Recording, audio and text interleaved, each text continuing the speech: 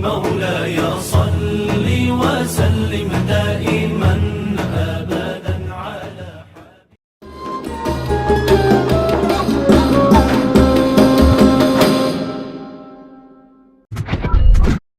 Assalamualaikum warahmatullahi wabarakatuh.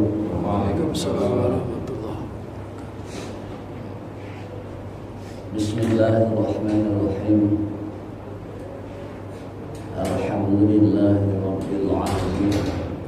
Wassalatu wassalamu ala asrafil anbiya'i wal mursalin wa ala alihi wa sahbihi ajma'in. Amma ba'd. Hadirin yang saya hormati, jemaah subuh yang saya muliakan. Puji syukur alhamdulillah kepanjatkan kepada Allah Subhanahu wa taala. Pagi hari ini sampai saat ini Allah masih memberikan nikmat yang tak terhingga kepada kita. Allah masih memberikan nikmat kita bisa bangun pagi dan datang ke masjid. Ini nikmat yang luar biasa. Apalagi subuh itu paling berat. Subuh paling berat. Makanya pahalanya begitu gede. Dari qobliyah subuhnya sudah luar biasa, tambah subuhnya. Salam tidak lupa mari sama-sama kita sampaikan dan kita sanjungkan kepada junjungan kita Nabi Muhammad sallallahu alaihi wasallam. Inna Allaha wa malaikatahu yusholluna 'alan nabi ya ayyuhalladzina amanu shollu 'alaihi wa sallimu taslima. Senantiasa bersolawat karena Allah yang memerintahkan dan sekaligus itu bernilai ibadah. Sesungguhnya Allah dan para malaikat bersolawat kepada Nabi. Hai orang-orang yang beriman, bersolawatlah kepada Nabi dengan penghormatan yang terbaik. Ya. Baik jemaah subuh yang saya hormati, pagi ini ingin saya sampaikan tentang ada yang nanya kalau makan tuh membatalkan wudu enggak, membatalkan sholat enggak? Makan. Kalau makan mau sampai kenyang, wudu enggak batal. Tapi kalau sholat ya batal. Sholat mau berhenti terus ke meja makan ngambil piring makan batal. Tapi kalau wudu sampai kenyang enggak batal. Wudu. Saya ini sampaikan yang pertama tentang hal yang membatalkan sholat. Walaupun toh nanti silahkan kalau ada yang ingin disampaikan, ingin dibahas bab lain juga boleh. Apa saja tentang fikih kita bisa sama-sama sharing, saling bertanya, saling menjawab. Yang jawab saya. Ada yang bertanya, yang lain ada yang bisa jawab, silahkan juga bisa. Namun ingin sebelum saya sampaikan sebelum masalah fikih, tapi ini juga mungkin masuk fikih. Saya tuh sering terima WA segala macam tentang tidur. Tidur yang baik cara Islam itu gimana sih? Agar tidur kita bernilai ibadah, nggak sekedar tidur pulas. Kok kata dokter begini, kata dokter satu dengan dokter yang lain saya sudah beda. Dokter yang itu mengatakan bahwa tidur yang terbaik adalah terlentang. Dokter satu yang mengatakan bahwa dokter yang terbaik adalah miring ke kiri. Cara tidur. Yang masuk besok mati.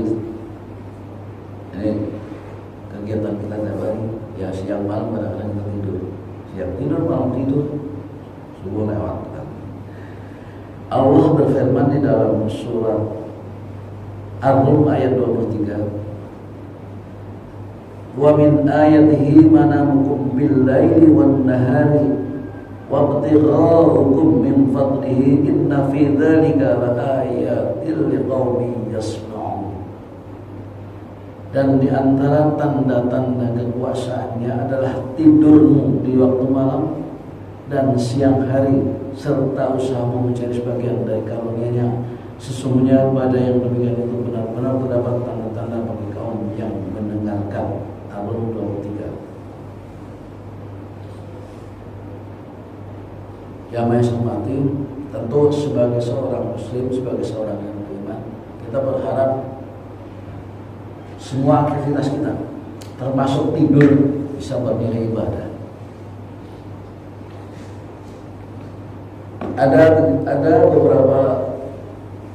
beberapa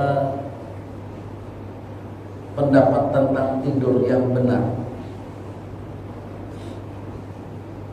Kalau Rasulullah mencontohkan, mengajarkan bahwa tidur yang baik adalah miring.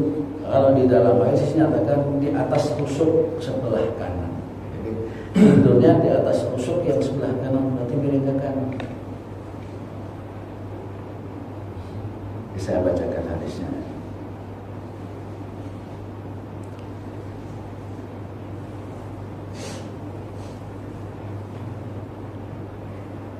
Idza taita madja'aka fatawadda wudu'aka lis-shalah thumma wajib ala shiqqaka ayman. Jika engkau hendak menuju tempat tidur, maka berwudulah yang pertama, seperti engkau berwudu untuk sholat. Kemudian berbaringlah di rusukmu sebelah kanan. Artinya miring ke kanan. Ini hadis Bukhari Muslim. Ya mas sekalian, dari hadis ini kita mengenal ya Imam Nawawi Al-Bantani menjelaskan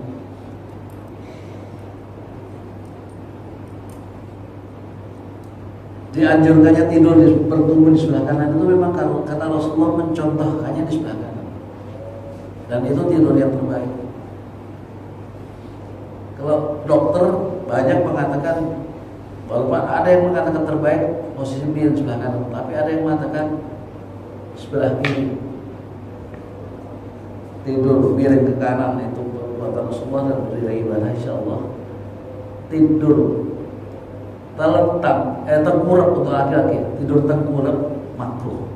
Katanya kalau dalam hadis dikatakan tengkurap itu tidurnya setan. Kemudian ada hadis lain menyatakan bahwa tidur sunnah itu terlentang, tapi kepala di utara, terlentang agak diganjal pakai bantal agar wajahnya menghadap ke kiblat. Ada yang kedua. Kemudian untuk wanita tidur terlentang makruh. Jadi kalau perempuan tidur terlentang makruh. Karena memang ya jadi makruh, kan bapaknya nggak jadi tidur. Tidur terlentang makruh perempuan.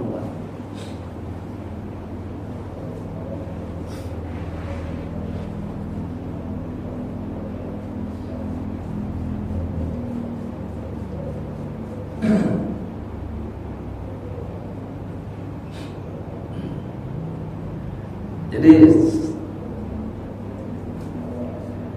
katanya kalau bangun tidur atau tidur miring ke kanan itu kita bangunnya gampang. Mari kita coba biar sholat malam bisa, subuh juga bisa. Kasihan tidurlah sebelah kanan dengan catatan wudu dulu, doa dan sebagainya biasa ya. Silakan. Hadis karena Rasulullah sallallahu alaihi wasallam ya'muru bi firashihi fayuqrashu lahu fayastaqbalul qiblah wa idza awa ilaihi tawassada kaffahul yumna. Rasulullah memerintahkan Aisyah untuk menyiapkan tempat tidurnya. Tempat tidur pun disiapkan, lalu Rasulullah menghadap kiblat, dan apabila beliau merebahkan diri di atasnya, beliau jadikan telapak tangan kanannya sebagai bantal. Jadi tidur yang terbaik secara Islam, secara agama, kepala di utara, kepala di sana, kepala di sana, nanti tempat tidur dirubah di rumah, bisa diputar. Kepala di sebelah sana, miring ke kanan, tangannya buat bantal, arah kiblat. Miringnya ke kanan, tapi kepala di sana menghadap kiblat. Ini yang Rasul contohkan melalui hadis Aisyah. Jadi tidak hanya miring ke kanan, tidak hanya bertumbuh pada rusuk sebelah kanan, tapi juga tangannya menjadi bantal dan menghadap ke kiblat. Jadi kepalanya di utara. Silahkan nanti coba. Ini Rasulullah yang mengajarkan. Ya. Ada penjelasan lain. Jika engkau akan tidur maka gelarlah tempat tidurmu dengan menghadap kiblat. Ini penjelasan. Tidur dengan menghadap kiblat ada dua cara. Yang tadi saya sampaikan. Yang pertama adalah istiqbal muhtadar. Ini yang terlentang. Ini yang terlentang. Dengan cara terlentang di atas tengkuk, terlentang. Kemudian wajah dilekuk menghadap kiblat. Cara demikian dilakukan bagi laki-laki, sedangkan bagi wanita hukumnya makruh, yang terlentang tadi. Dan cara pertama, yang cara kedua tadi sudah saya sampaikan, miring ke kanan, kepala di sebelah utara, buat bantal badannya. Mungkin kurang tinggi ya kita. Tapi itu sunnah. Jadi posisinya persis seperti kita ada di seperti jenazah atau mayat ada di liang lahat. Miring ke kanan menghadap kiblat. Persis seperti itu. Jadi maksudnya kalau mati bablas itu enak pas persis itu. Sunnah itu. Ya. Jadi persis jenazah yang diletakkan di liang lahat posisinya miring ke kanan menghadap kiblat. Tidur dengan bertumpu pada wajah atau tengkurap adalah cara tidurnya setan. Dengan demikian adalah makruh hukumnya. Jadi boleh-boleh saja, tapi itu makruh. Ya.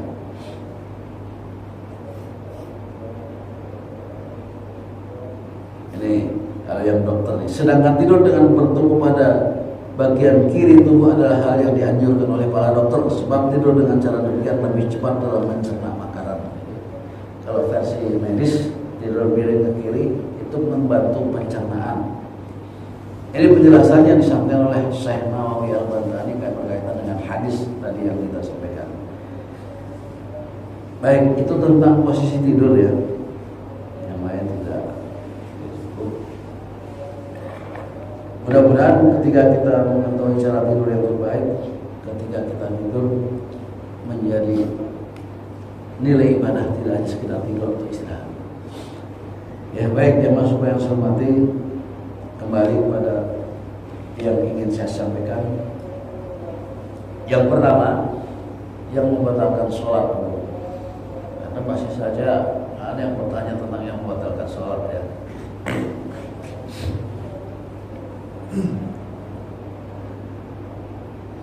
Sholat adalah puncak ibadah dari semua kegiatan ibadah kita. Kalau bahasa kiai, puncak pengabdian seorang hamba kepada Allah adalah seorang hamba kepada Sang Khalik adalah sholat. Ibadah yang lain banyak, tapi sholatlah puncak pengabdian seorang hamba kepada Sang Khalik. Oleh karena itu, ya kalau sholat serius, kita menghadap Allah, mi'rajnya kita adalah sholat.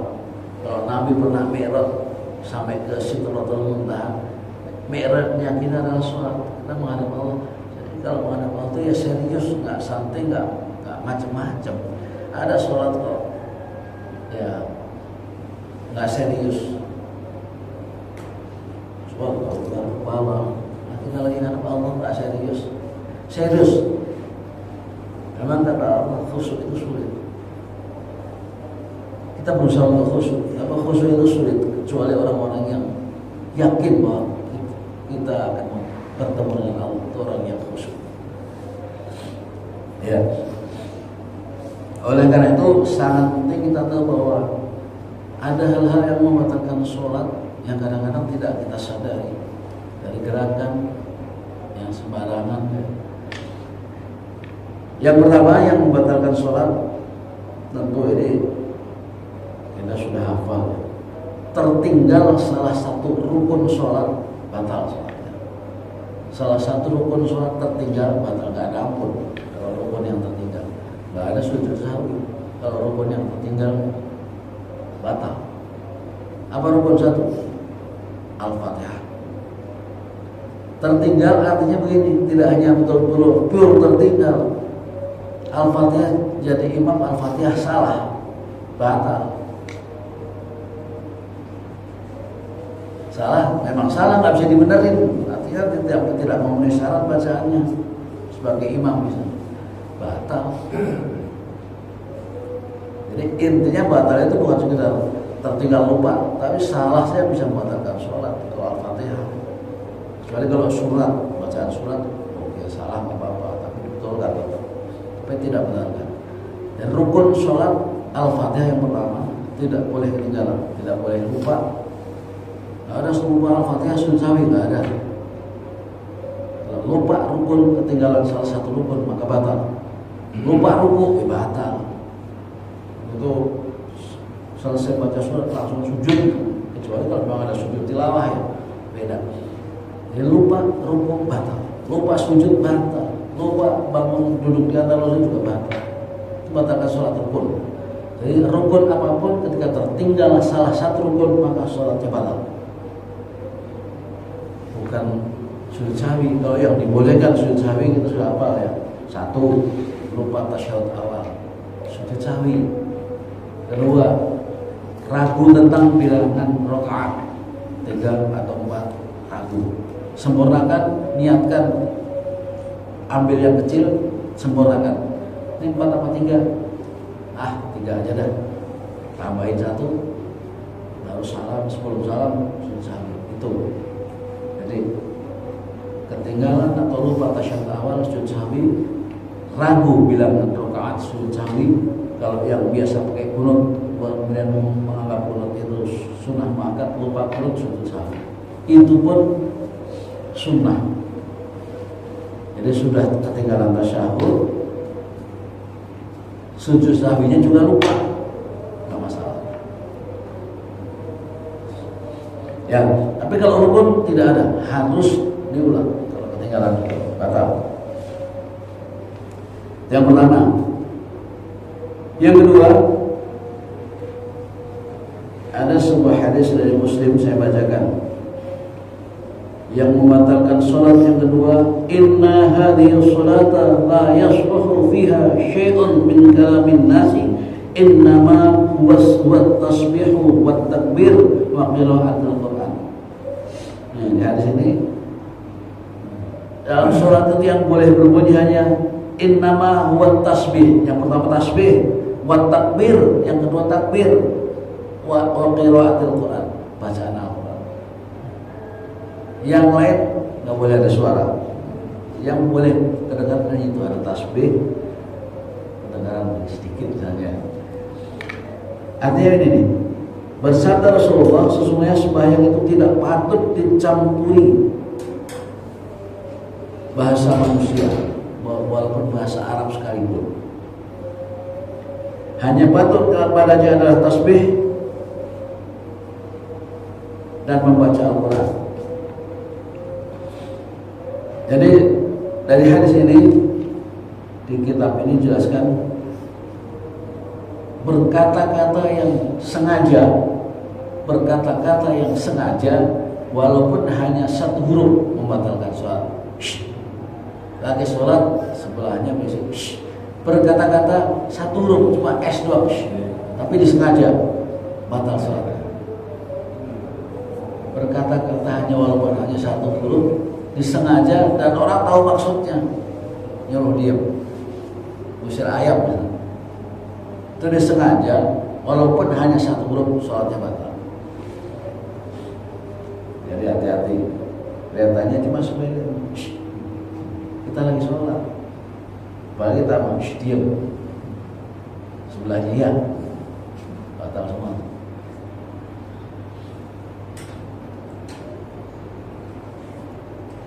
Jadi kata-kata cuma walaupun cuma satu huruf batal sholat. Jadi kalau sholat Jumat ya, orang berisi. Nah, saya jadi ingat, biasanya imam kita kalau sholat Jumat itu sebelum sholat kasih tahu, belum sholat Karena kalau sudah mulai sholat Jumat ya, dan mulai sholat jangan berisik sebelum imam mulai sholat. Tapi sudah masih. Ini khusus untuk sholat Jumat sebenarnya katanya bukan itu. Kalau mengingatkan sebelum khutbah mulai, nah kesannya sholat nggak boleh berisik, tapi khutbah masih boleh berisik. Sebelum khutbah mulai silakan ingatkan. Kalau khutbah sudah mulai, jangan ada yang bicara, jangan berisik, jangan ngobrol, anak-anak terutama. Ingatkan, boleh saja sebelum khutbah mulai.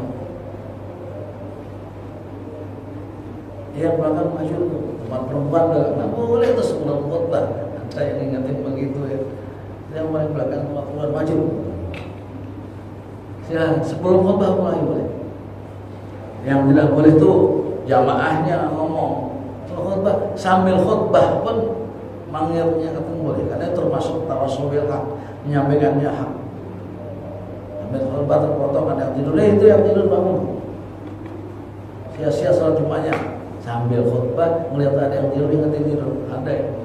Dan silakan, itu tidak membatalkan khutbah, karena itu termasuk dari tawasul bil haq, menyampaikan suatu kebenaran. Ya. Jadi kalau sholat Jumat, yang namanya sholat Jumat rangkaiannya dari khutbah sampai ke sholat.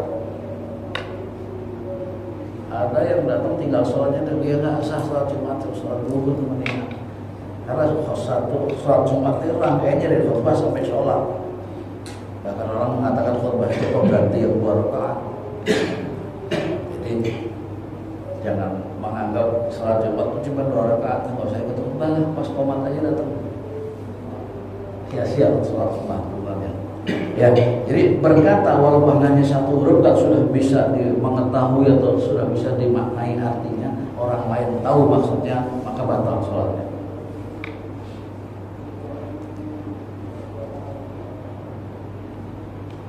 Ada hadis lain yang tadi disampaikan.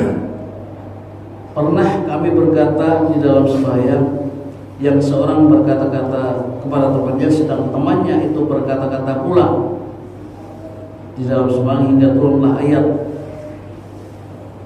berdirilah kamu karena Allah secara patuh dan taat. Lalu kami disuruhnya diam dan kami dilarangnya berkata-kata. Ini hadis dari Muslim tentang larangan berkata-kata.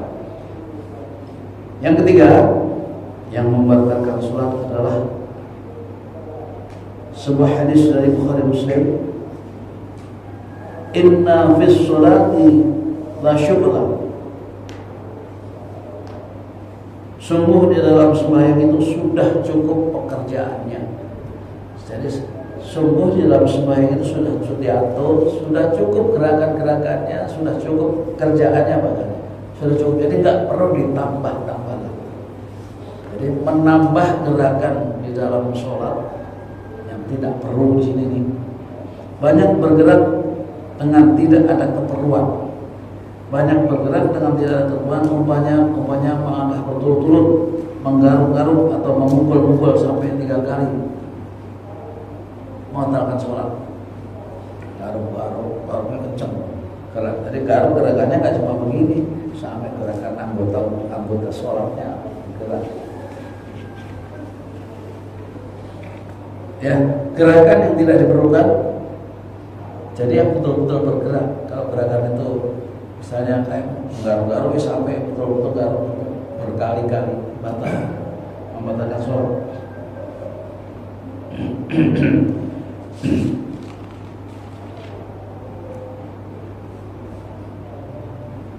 Nah, itu yang bertanya. Yang keempat, sebelumnya ada sebuah hadis An Abi Hurairah radhiyallahu anhu qala Rasulullah sallallahu alaihi wasallam uqtulul aswadaini fi sholati al-hayata wal aqraba. Ini boleh bergerak nih, gara-gara ini boleh bergerak. Yaqtul itu bunuhlah.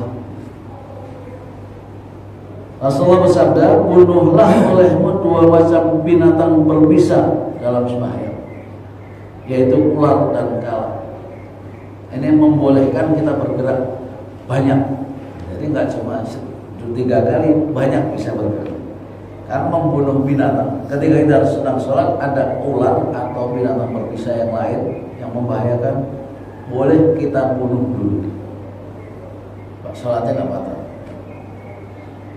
Jelas ini hadisnya sahih dan dijelaskan bunuhlah oleh dua macam binatang berbisa di dalam sembahyang, yaitu ular dan kala jengking. Lagi sholat ada binatang berbisa depannya, silakan bunuh ya sampai betul-betul mati, baru lanjutkan sholatnya.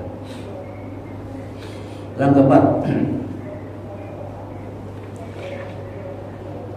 yang kelima, dari Jabir dari Nabi berkata, an Jabir radhiyallahu anhu an Nabi sallallahu alaihi wasallam qala ad-dhahku yanqudus salata wa la yanqudul wudu'a. Dari Jabir, tertawa-tawa itu membinasakan sembahyang, tertawa tetapi tidak membinasakan wudu. Jadi tertawa membatalkan sholat tapi tidak membatalkan wudu. Sama kayak makan tadi, makan tidak membatalkan wudu tapi membatalkan sholat. Ini tertawa membatalkan sholat tapi tidak membatalkan wudu. Ya. Tapi mana ada sholat ketawa dan kebangatan.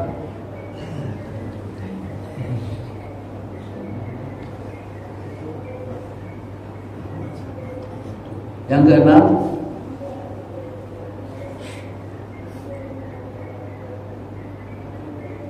bertukar niat di dalam sembahyang, sholatnya batal.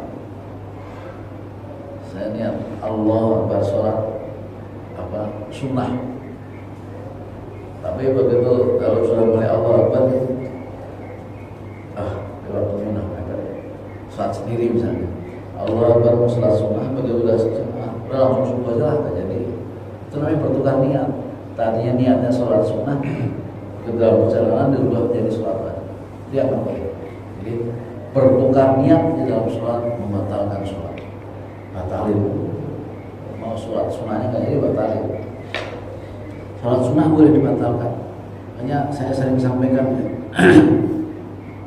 kita sedang sholat sunnah, qomat, sudah sholat sunnah batalin. Langsung ikut bergabung berjamaah. Itu beberapa hal tentang yang membatalkan sholat. Nanti silahkan kalau ada yang menanyakan tentang hal lain, waktu kita sampai 5:33 kalau nggak salah, suruh ke 33. Ya, itu tentang hal-hal yang membatalkan sholat. Jadi kalau yang keenam tadi kita kerjakan, maka sholat kita batal. Baik jamaah yang hormati, kalau tadi mutlak membatalkan sholat, tapi ada hal yang kalau kita tinggalkan, kalau tidak kita kerjakan, kita dapat pahala makruh dalam sholat. Ada hal yang makruh yang kadang kita suka tidak sengaja atau bahkan tidak tahu kita kerjakan, makruh. Yang pertama, pernah saya sampaikan bahwa misalnya karena saking nggak tahunya atau punya pemikiran lain, aliran lain, Allah Akbar, boleh nggak? Boleh saja, nggak batal sholatnya, tapi itu makruh. Jadi yang pertama itu sholat tangannya bertolak pinggang, makruh. Di hadis dijelaskan sampai bertolak pinggang, begini, makruh. Tidak bisa. Tapi kalau kita tinggalkan, pahala kan makruh. Kita kerjakan, nggak dosa. Makruh sholat bertolak pinggang. Yang pertama, ayyusallir rajulu mukhtashiran. Telah mengarang Rasulullah SAW bahwa laki-laki sembahyang dengan bertolak pinggang. Hadis dari Bukhari Muslim, hadis sahih. Makruh ya, tolak pinggang. Yang kedua,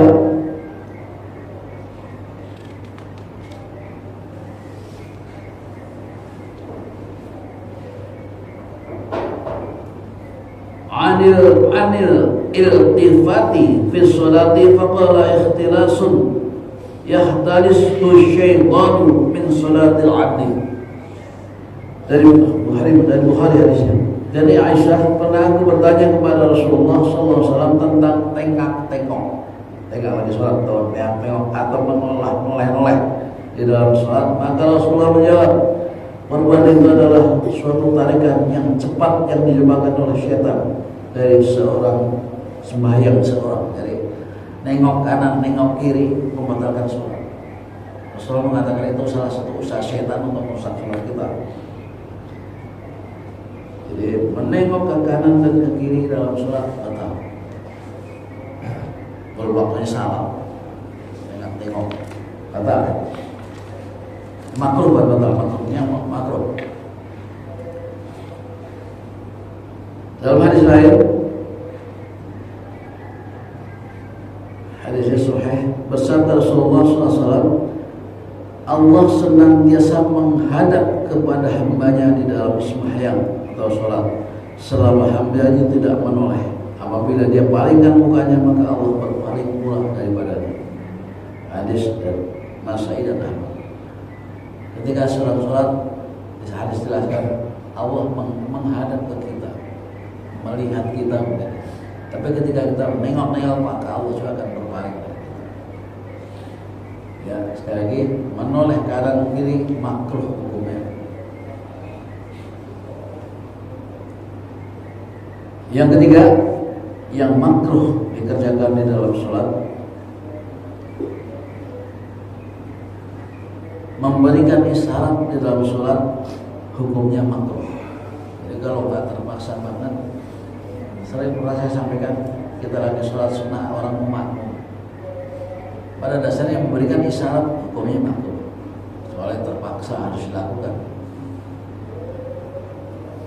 Memberi isyarat dengan dalam sembahyang kecuali untuk menjawab salam. Jadi kecuali untuk mau menjawab salam. Memberi isyarat dalam sholat hukumnya makruh kecuali untuk menjawab salam. Kita lagi sholat, kemudian ada orang salam, silakan jawab dengan mengeraskan takbir kita atau mengeraskan tasbih kita atau mengeraskan bacaan kita, baca Qurannya. Jadi makruh memberikan isyarat kecuali untuk menjawab salam. Dan menjawab salam boleh diberikan isyarat, baik dengan bacaan yang sedang kita baca.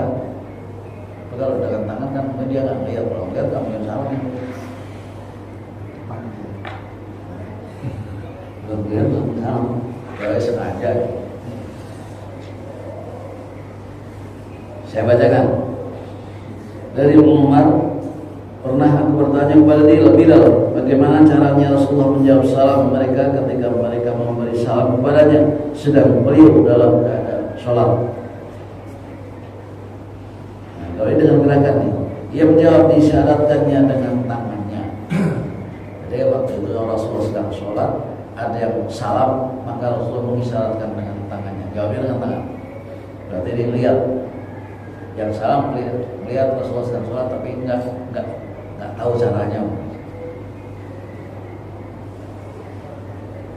Jamaah sekalian, hal yang makruh berikutnya adalah meludah. Kalau kita insya Allah tidak mungkin bisa meludah. Ini zaman dulu kita sholat di atas pasir, di atas tanah, di atas pasir pakai alas sabar. Ketika kita ada sesuatu di mulut bisa kita keluarkan. Tapi makruh hukumnya meludah ke depan. Jadi kita lagi sholat depan tanah misalnya, bisa saja tapi makruh ya. Meludah di sebelah muka atau sebelah kanan hukumnya makruh. Jadi kalau meludah sebelah kiri, sebelah kiri. Karena emang sekali karena ada sesuatu mau kita keluarkan. Kalau di sini jelaskan, kalau tidak ke sebelah kiri, ke bawah telapak kaki kita. Jadi jamaah sekalian, meludah itu untuk kita tidak najis, untuk kita yang meludah. Tapi untuk orang lain akan menjadi najis. Jadi kalau saya misalnya ada sesuatu di sini, udah mau saya pakai baju gitu lagi sholat, tidak najis. Tapi kalau kena orang lain merasa jijik, misalnya dia jadi najis buat orang itu. Jadi meludah boleh membuang sesuatu kalau memungkinkan. Kalau di masjid kita nggak mungkin ya, meludah dalam masjid kayak begini. Meludah hukumnya makruh ke depan atau ke kanan, makruh. Boleh ke kiri atau ke telapak kaki kita. Saya bacakan hadisnya tadi Abu Hurairah, artinya bila seorang meludah maka janganlah ia meludah ke arah muka dan jangan pula ke sebelah kanan, tetapi hendaklah ia meludah ke sebelah kirinya atau ke bawah telapak kaki yang kiri, kaki yang kiri. Hadis Bukhari Muslim. Meludah ke kiri boleh atau ke bawah telapak kaki. Yang kelima,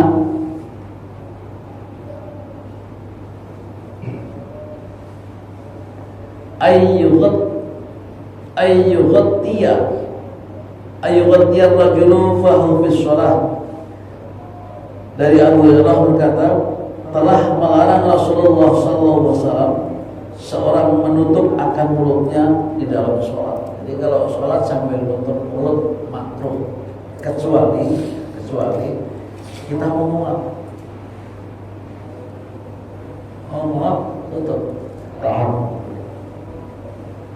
Jadi kita sedang sholat ngantuk muak, tahan sekuasanya. Jadi tidak perlu tahan sekuasanya, tutup mulutnya. Tapi kalau tidak, karena muak makruh menutup mulut. Saya baca Bismillahirrahmanirrahim. Makruh. Yang keenam, ini juga makruh, membiarkan rambut dan pakaian acak-acakan. Kita mau sholat nggak rapi. Nah, asal, namanya juga tadi saya sampaikan, ini sakral karena kita menghadap Allah. Ya tampillah dengan baju yang terbaik, yang rapi, kayak peci atau peci. Misalnya. Jadi makruh sholat dalam keadaan berantakan. Bajunya asal berantakan, makruh. Bukan nggak boleh, bukan bisa tidak, selama menutup aurat ya sah sholatnya. Tapi makruh ketika kita menghadap. Asal bahasanya, asal mau sholat nggak asal, mau menghadap Allah kok asal. Yang terbaik kita mau menghadap Allah. Di sini nih dijelaskan membiarkan rambut pakaian sedang kusut dan tidak teratur, umpamanya dengan baju sedang digulung atau rambut belum disisir habis mandi atau sudah berwudu lain-lain. Ada hikmahnya bahwa rambut dan pakaian turun juga sujud kepada Allah. Ya, karena kita mau sujud menghadap Allah, ambillah yang terbaik. Bahwasanya Rasulullah disuruh Tuhan sujud di atas anggota yang 7 dan dilarang menahan rambut, dan kainnya. Ini yang menjadi dasar kita ketika kita sedang sujud, ada sesuatu yang menghalangi tempat sujud karena pakainya berantakan, rambutnya berantakan, halangi tempat sujud. Itu nggak boleh. Jadi sholat dalam keadaan pakaian berantakan makruh. Yang ketujuh, makruh ya, menyapu tanah ketika kita sedang sujud. Kita mau sujud, pas di tempat sujud kita ada sesuatu, sapu pakai tangan. Makruh itu dan boleh dilakukan hanya sekali. Misalnya apa ya, kalau kita kan bukan tanah, bibir. Ya, bibir. Itu bahasa Urdu. Jadi bersihkan boleh, tapi hanya sekali. Ya. Menyapu tanah ketika sujud sudah terpaksa boleh dilakukan sekali saja. Allah la tamsihil hasor wa anta tusalli fa ikutta la budda fa'ilan fawahidatan litaswiyatil hasr. Dari Mu'aqib, Rasulullah bersabda, janganlah engkau menyapu tanah sedang engkau dalam keadaan sholat, maka apabila engkau terpaksa melakukannya, perbuatlah sekali saja untuk menyapu tanah itu atau pasir ya. Jadi menyapu tanah makruh kalau bisa terpaksa lakukan hanya sekali. Artinya ini di sini hadis ini tanah, tapi bukan tanah. Tadi ada kotoran di tempat sujud kita atau HP kan, HP singkirin jatuh ke pas tempat sujud. Apa satu sekali saja. Ya. Nah ini tadi saya sampaikan. Yang kedelapan, membuka mulut ketika kita sedang menguap dalam sembahyang. Makruh. Menguap dalam sholat, mulutnya makruh. Makanya tutup. Hadisnya dari Abu Hurairah, Nabi SAW berkata, menguap di dalam sholat adalah datang dari syaitan. Maka bila ia sedang menguap, hendaklah ditahannya sekuasa-kuasanya. Ya, kalau menguap ditahan juga caranya. Gak enak. Tapi hadis mengajarkan seperti itu, ditahan sekuasa-kuasanya. Jadi kalau nggak tahan, nggak bisa ketahan, itu tuh. Kalau sampai mengeluarkan suara, datang. Buat jadi dua kali, makruh yang satu batal. Satu suara. Karena itu suara bisa dipahami. Wah, ngantuk aja. Batal mengeluarkan suara. Walaupun bahkan kan cuma satu huruf, ada uaha. Wah, Ngantuk. Kayaknya pengalaman. masih tahu. Bisa dipahami.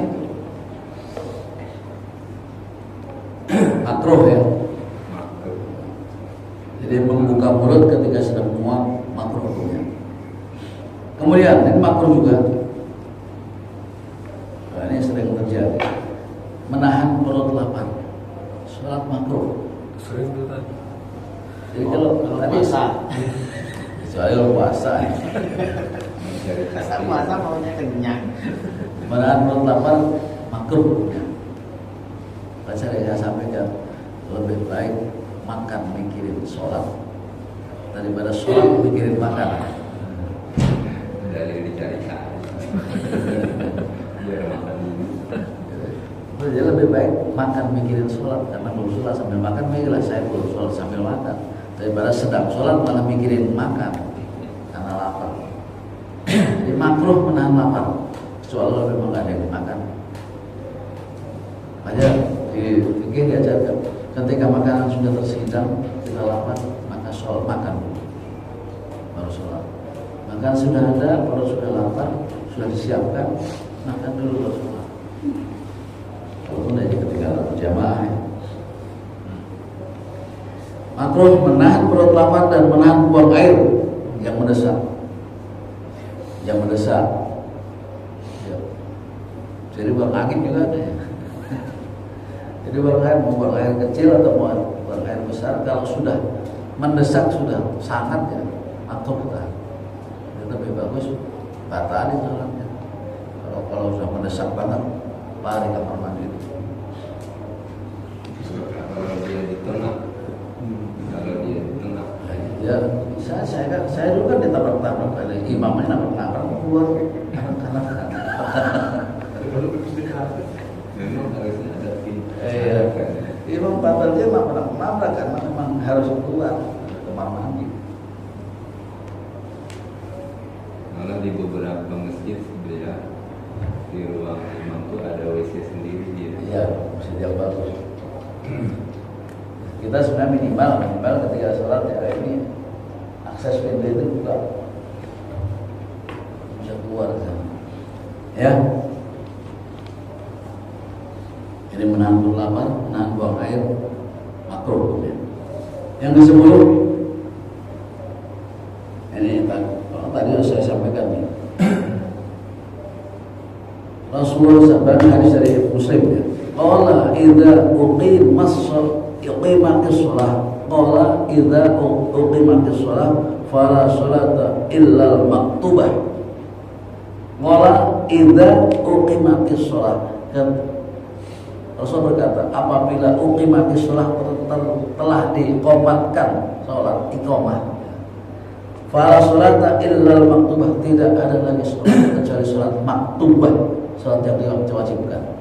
Jadi kalau sudah dengar qomat, maka nggak ada lagi sholat kecuali sholat yang fardu. sudah qomat batal sholatnya. Tadi kemarin saya sampaikan, kalau sholat sunnah itu sudah 3 rakaat terakhir, sholat sunnah 3 rakaat terakhir silakan lanjutkan sampai serita nusul. Tapi kalau sholatnya baru mulai Allah Akbar qomat batal sholatnya. Itu yang terbaik. Ini udah sholat sunnah, sholat fardu nggak bisa dimain-main batal segampang itu ya.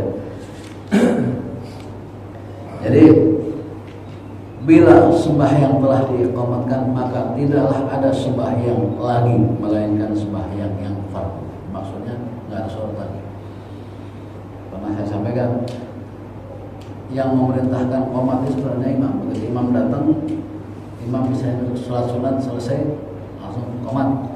Silahkan. Atau kadang-kadang imam sudah sholat sunnah di rumah, komplit sudah di rumah, datang langsung silahkan qomat. Karena yang sudah terbiasa ya, begitu imam kelihatan datang langsung qomat, nggak pakai disuruh lagi. Jadi saya sering saya sampaikan. Jadi yang memerintahkan qomat bukan titik-titik tapi imam. Ya, itu tentang hal yang makruh dilakukan di dalam sholat. Ya silakan, masih ada waktu sekitar hampir 5 menit lah. Ada yang mau menanyakan? Silakan. Kita mau sholat itu ke masjid, sudah siap-siap terus sikat gigi, habis makan ya, sikat gigi, kemudian ya ada siap. Ketika sholat sudah berlangsung, ada aja tuh yang nyempil tuh, gitu kan. Udah itu susah lagi banyak kan. Apa yang harus kita lakukan?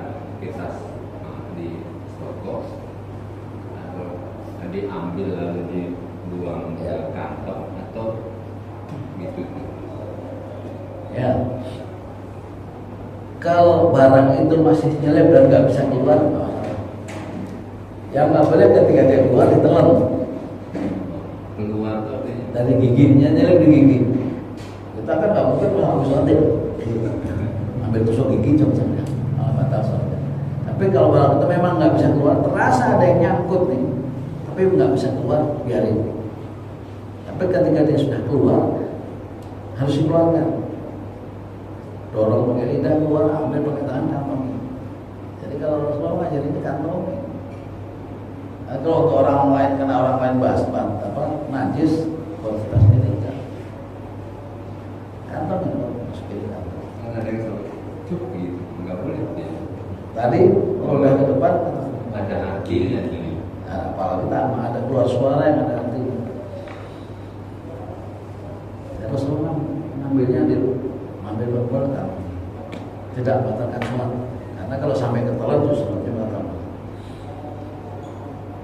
Ya, yang lain tidak. Ya. Kalau kita sedang sholat kemudian imamnya panjang bacanya misalnya kan, kemudian kita merasa tidak tahan karena panjang ya, kita berpegangan terhadap sesuatu, misalnya tembok ataupun apa gitu, untuk pegangan akan tidak jatuh, boleh kan? Ya. Makanya saya sering sampaikan. Dan hadis juga jelas menjelaskan bahwa jadi imam itu harus bijaksana. Bacalah surat yang pendek, yang dihafal, atau banyak-banyak. Dikhawatirkan seperti itu. Nah kalau itu terjadi, karena suratnya panjang, kita nggak tahan. Nggak tahannya bukan karena ngantuk. Nggak tahan karena ngantuk. Karena nggak tahan karena memang lama. Satu, bisa boleh pegangan. Yang kedua, ubah posisi sholatnya. Tadi sholat berjamaah di pinggir atau di tengah, karena nggak ada pegangan, nggak tahan, silakan langsung duduk. Ubah posisi sholat. Tadi sholat sambil berdiri, karena nggak mampu kelamaan, takut khawatir jatuh, terusin sambil duduk sholat. Ubah posisi duduk. Karena memang kita nggak mampu sholat berdiri, jelas. Fa'ilamnya setiap fa'aidah, nggak bisa sholat sambil berdiri, duduk. Jadi rubah posisi sholatnya. Tapi kalau di pinggir ada pegangan, silahkan pegang. Boleh aja, boleh kan. Tapi jangan nyender. Nyender malah tidur. Ngadepnya ke selatan lah ini. Program mendesak. Ya, mungkin pernah kita alami. Sholat lagi baca tahiyat akhir. Sebelah saya nyender, tidur lagi tahiyat. Maksudnya kepalanya kayak kena ini. Ya. Terus saking ngantuknya semua. Tapi kalau faktor ketidakmampuan bermitra ulama, silakan sholatnya berubah posisi. Tadi sholat berdiri langsung duduk posisi iftiros. Jadi kalau sholat duduk yang terbaik adalah duduknya duduk iftiros, bukan duduk awal. Duduknya duduk posisi tahiyat awal. Ini sholat yang terbaik. Kalau nggak bisa berdiri ya begini. Kecuali kalau memang nggak bisa begini, mau naik kursi atau apa. Kalau dalam posisi yang tadi merubah posisi sholat dari berdiri ke duduk lagi. Tinggal rukuk begini. Di saat sujud biasa normal. Ya, silakan rubah posisi sholatnya dari berdiri menjadi duduk. Jelas perintahnya. Sholat iman, fa'ilam yastati' faqa'ida. Kalau sholatan berdiri, tapi begitu enggak mampu maka duduklah. Ya, jelas Pak Karya? Mas, Oke, Pak Rahmat tadi mau nanya apa tadi? Oh enggak. Baik. Assalamualaikum. Ya. Mungkin ini ya agak keluar dari konteks yang awal. Ini kalau misalkan sudah berjamaah, kebetulan kadang-kadang di masjid ini ya, kalau lagi asar tuh sepi, kita berdua tuh. Nah posisinya, tapi keyakinan saya tuh pasti nanti ada orang lain tuh yang datang ke masjid. Akhirnya posisi imam tetap di tempat imam di belakang. Itu bagaimana Ustaz? Kalau di masjid ya bukan pas lagi luar. Ya, betul. Ketika kita sholat berdua, tapi posisinya di masjid berdua ya. Di sebuah masjid silakan tetap semua imam baru sana, makmum tetap di sini. Karena itu kita berprasangka baik nanti akan ada yang datang. Ternyata nggak ada yang datang nggak masalah, boleh. Karena posisi sholat berjamaah berdua, satu imam di sini, kalau ada yang dua imam di sebelah kanan beda sedikit doang, itu bukan wajib, tidak wajib, itu adab, sunnah hukumnya, sunnah, adab sunnah itu hukumnya, itu bukan wajib.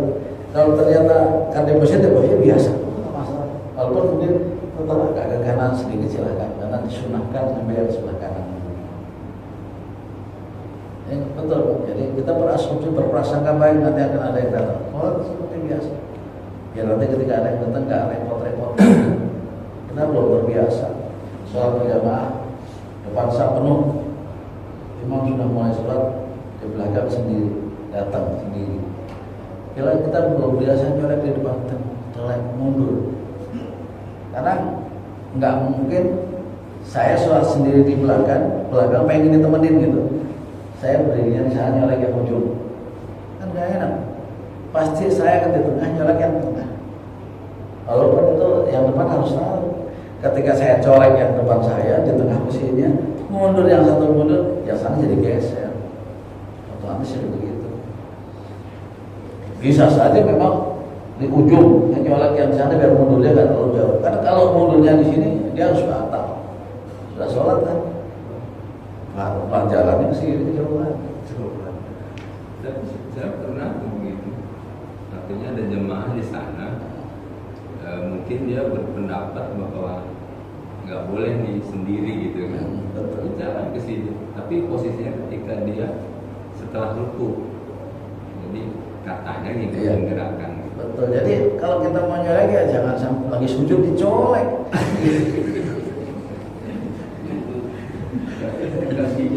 Ya mundurnya lagi sujud dicolek. Dan itu memang jadi agar kita ikut dapat pahala berjamaahnya silakan, harus ada temannya. Itu ajarannya begitu. asal-asalnya. Tapi kita selalu ya berhenti. Pasti sholat belakang tengok. Terus yang di depan juga lakukan temennya.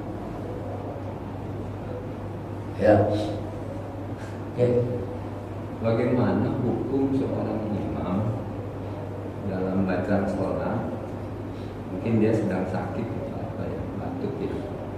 Bismillahirrahmanirrahim.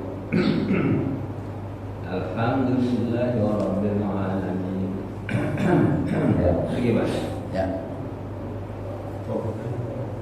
Sebenarnya batuk yang dibolehkan batuk yang bukan Disengaja. maunya sendiri, bukan maunya dia, memang terdorong dari dalam batuk, nggak apa-apa. Tapi kalau batuk yang disengaja itu membatalkan sholat. Sebenarnya nggak perlu batuk. Aku batuk lah. Mau ada ya? Kalau batuk yang memang kemauan dorongan dari dalam, termasuk bersin, tidak membatalkan sholat.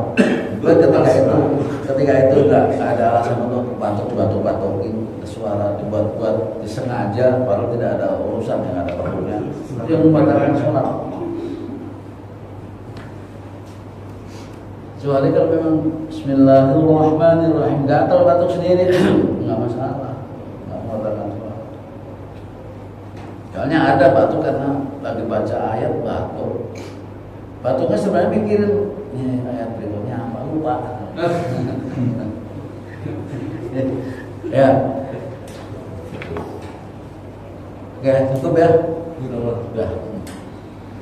Baik ya Mas sekalian, kemudian subuh ini bahasanya sekarang kata Pak Rahmat ngopi. Bukan ngopi ya, ngopi ya.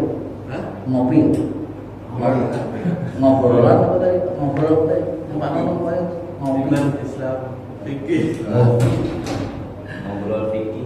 Ngobrol perkara ya, ngobrol perkara iman Islam namanya. Ngopi. Ya, sekarang kita punya bahasa udah ngopi pagi. Ngobrol perkara iman Islam. Ya, terima kasih. Mudah-mudahan apa yang disampaikan bermanfaat untuk kita semua dan mudah-mudahan berkah buat masjid kita. Insyaallah.